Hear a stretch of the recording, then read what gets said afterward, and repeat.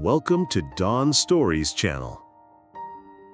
Have you ever felt trapped by your own choices?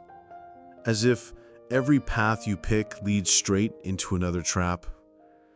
If you carry the weight of decisions that once felt right but left you hurting, then this story is for you. On the banks of a quiet river lived a monkey named Eli.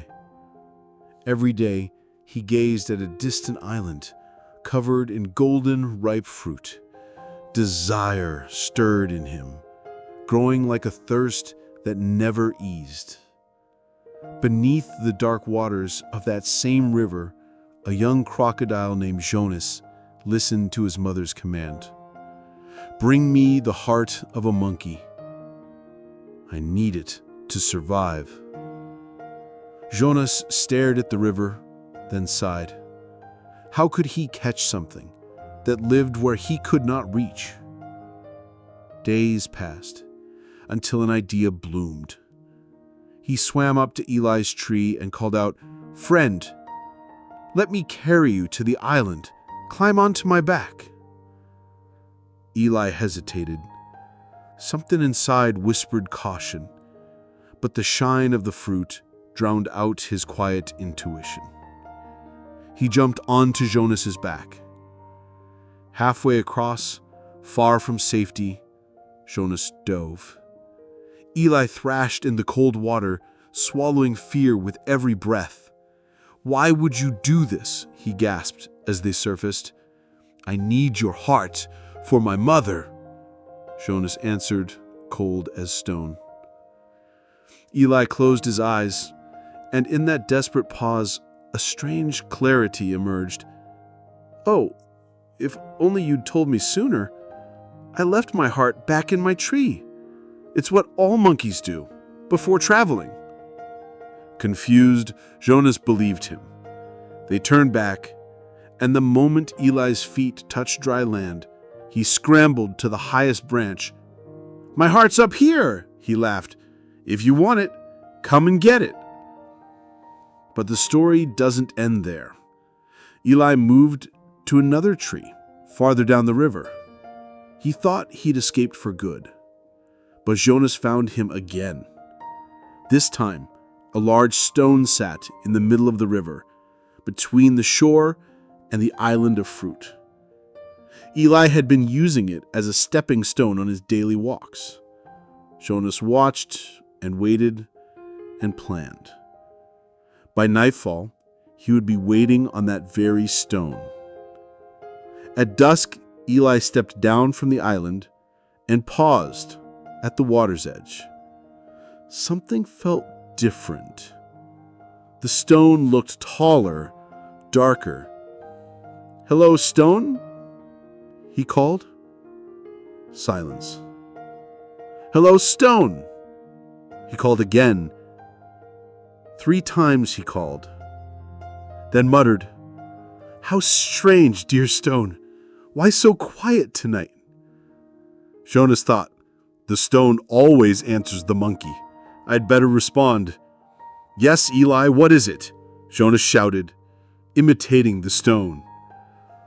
Eli smiled in the darkness. "Oh, it's you, Jonas. You're waiting for me?" "Yes.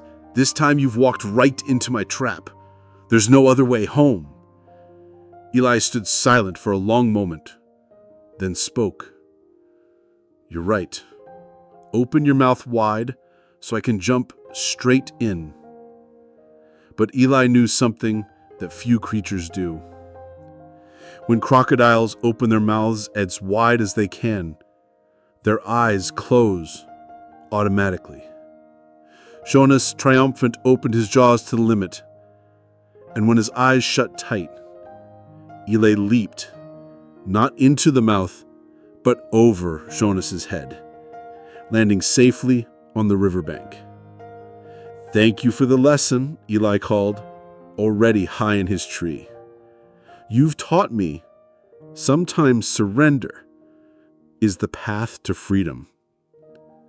And now, if we look at our own lives, how often are we like Eli in the first part of this story?